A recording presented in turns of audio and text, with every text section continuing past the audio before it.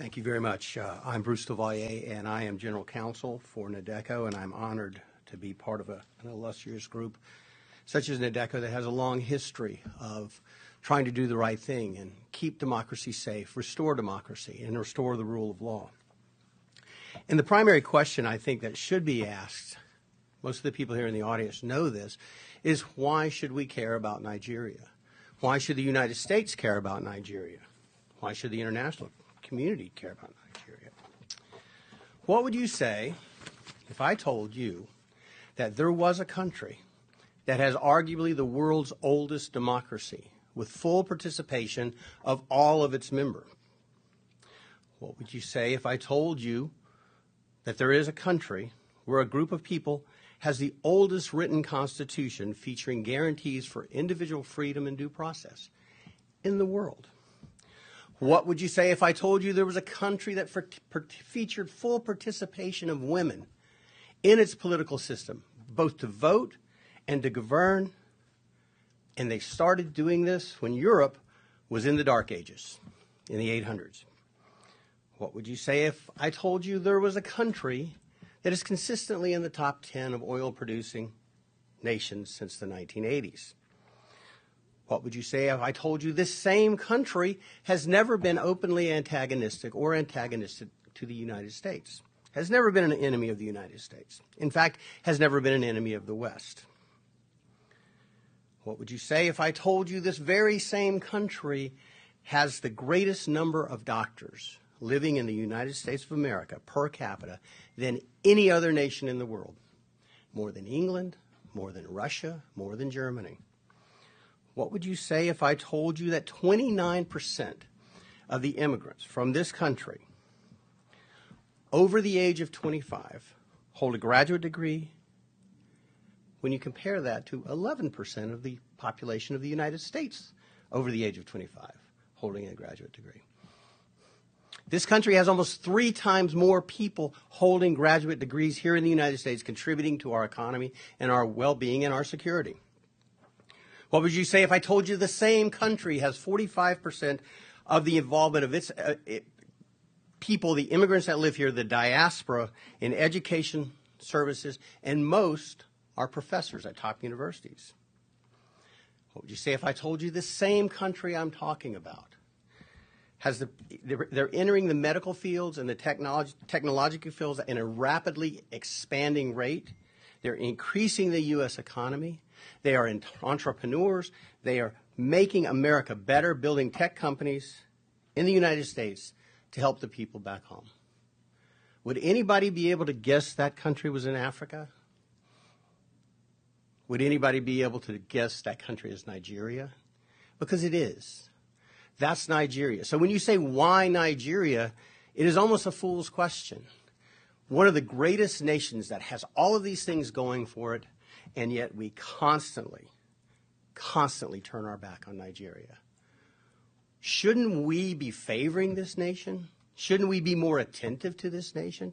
Shouldn't we treat this nation, this giant of an entire continent, not of a region or an area, of an entire continent that stands out as a shining beacon? Shouldn't we treat them as especially favored allies of the United States and indeed of the West? Especially given the insecurity in the world today with issues relating to extremism and energy shortages. Don't you think that this is a nation that the world should readily leap to the fore to protect, to ensure the well-being so it can continue on its pathway to greatness? Yeah, we're talking about Nigeria, the largest nation in Africa.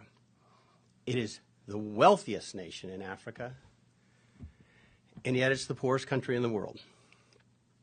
Nigeria now has more people living below the poverty line than any other nation in the world, which is a remarkable feat, given that there are 234 million people in Nigeria and approximately 1.4 billion people in India, the former dubious leader of world's poverty. How can we let that happen? How can we turn our back? How is that possible? Nigeria is also the site of the largest genocidal slaughter the world has seen since World War II. And yet nobody wants to talk about it. Nobody wants to do anything about it. I am here very proud to be involved with NADECO because NADECO wants to do something about that. Something is very, very, very wrong. And it starts with the ability to choose your leaders in full, open, and fair elections. Nigeria has descended into a kleptocracy.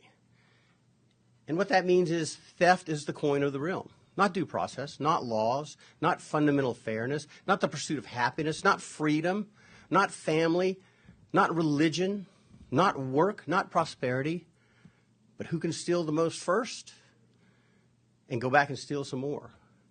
And that is something that I believe the Nigerian people can solve on their own, but they're going to have the help. We cannot continue to turn our back on Nigeria. The international ramifications or aspects are very clear. Article 25 of the International Convention on Civil and Political Rights, which was adopted in 1966, became law and active in 1976, was adopted by the United States in 1992 and by Nigeria, fully adopted, says that every citizen shall have the right and the opportunity, without any of the distinctions mentioned in Article 2 and without unreasonable restrictions, to take part in the conduct of public affairs directly or through freely chosen representatives, and to vote. This treaty signed by Nigeria and by the United States, and by the way, in the United States, when we sign a treaty, it becomes the law of the land with certain restrictions. So the United States has to comply with this. Nigeria has to comply with this international edict. It is as fundamental as any human right. And let me quote the UN, the Covenant 25 says, to vote and to be elected at genuine periodic elections, which shall be by universal and equal suffrage and shall be held by secret ballot, guaranteeing the free expression of the will of the electors. That's why this is important. We have a violation of international law that rises to a violation of human rights, and we all know the human rights violations that follow. And it's by a nation that we should hold in special favor, that we should hold more closely, that we should take better care of. The fact of the matter is that what was supposed to happen, and again, we are not partisan, NADECO is not partisan, but it appears as though the process, and that's what nations, that's what a democracy is. That's the greatness of America, is the process. It's not the people, it's the process. It's not the result, it's the process.